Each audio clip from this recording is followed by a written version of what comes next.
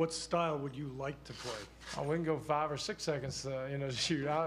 We want to run and we want to be exciting. I just think that's a great way to play, and the players love it. Now you have to be successful at it, and you have to play defense. I mean, I know that we want to win a championship eventually. I do as a coach, and I know all the components that you have to have. You have to have rebounding, defense, and then great offense.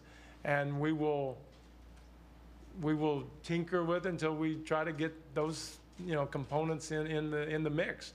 At the same time, you do have players that you will play to their strengths and do the best job you can do and put them in a position to win every night.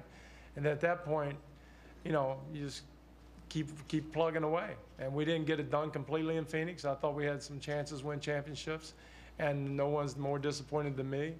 But we were there competing every night, and we had chances to win championships. And if we do that, I'm pretty happy as a coach. Mike, Ken Berger from Newsday over to your left.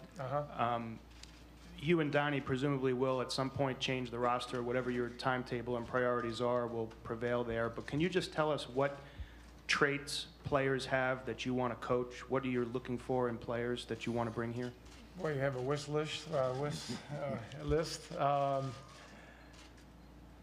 Everybody, I don't think is no secret. I mean, I want all to be able to shoot and run and play defense and rebound and be great teammates.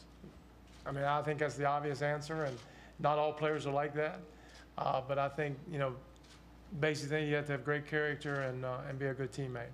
And from there, almost anything can be accomplished. Mike, here in the back, CJ Papa from TV 10 and 55. Hey, how you doing? Welcome good. To New York. Thank you. In Phoenix, obviously, you were used to winning.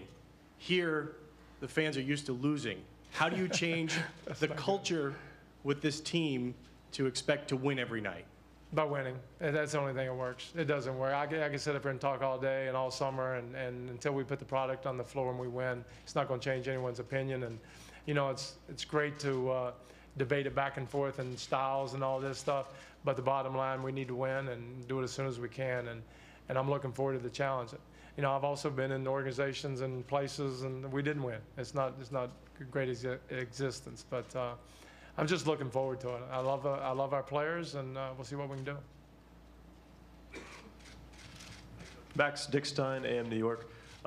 You left behind Phoenix, and you also left behind Steve Nash, your point guard, who really keyed everything for you. I wanted to ask your feelings about maybe discussions you've had with Steve. With Steve Nash? Yeah, and also for you and Donnie, the NBA draft presents a great crop of point guards this year, and any discussions you've had or thoughts you have about selecting one. Right. Well, we haven't got to the draft yet. I'm sure we'll get to that, and they have guys that have been scouting for the last couple of years, so I'm sure they're prepared and ready to do it. We'll hone in. I'm sure our opinions will be thrown around, but we'll see what happens on that one. Steve Nash, with him and a lot of the players that we had there in the organization, I wouldn't be here without them. I know that. My son is very happy because now I can send him to a nice school because of Steve and the rest of the guys. So, we're all one happy family. But, it was time for me to move on, and I'm really happy to be here. But I have nothing but thanks to that organization, but also mainly to the players. Howard Beck from the New York Times. Donnie, Howard, how do you get 2 questions? Okay. I skipped ahead in line. Okay. Donnie, when we talked to you a few weeks ago, and you said as far as the coaching search would go, you were monitoring teams that you thought might cut coaches loose and whatever. Was Mike a guy that you thought might free up at some point? Were you surprised that you got the chance to consider him, and how did he emerge as your favorite? Well, yeah, I think I was.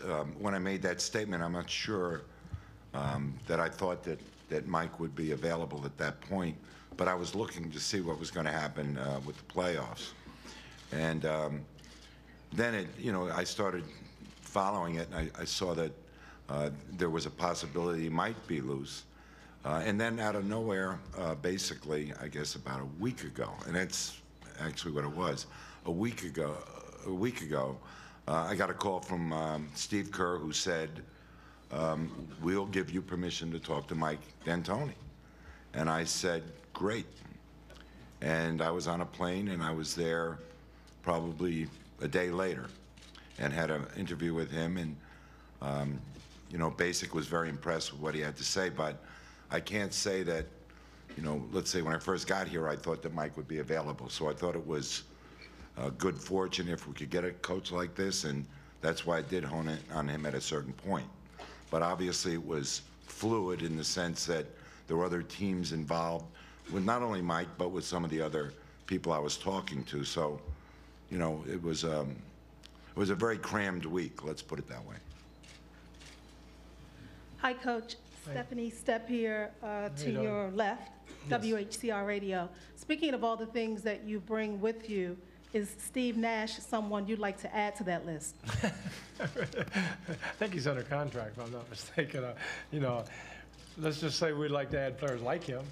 Obviously, he was great for me in Phoenix, but I think that's where he is.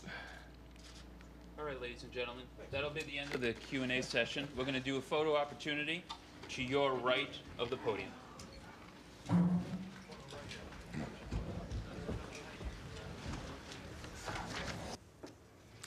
And that was Mike D'Antoni's press conference with the New York media, named the 24th head coach in New York Knicks.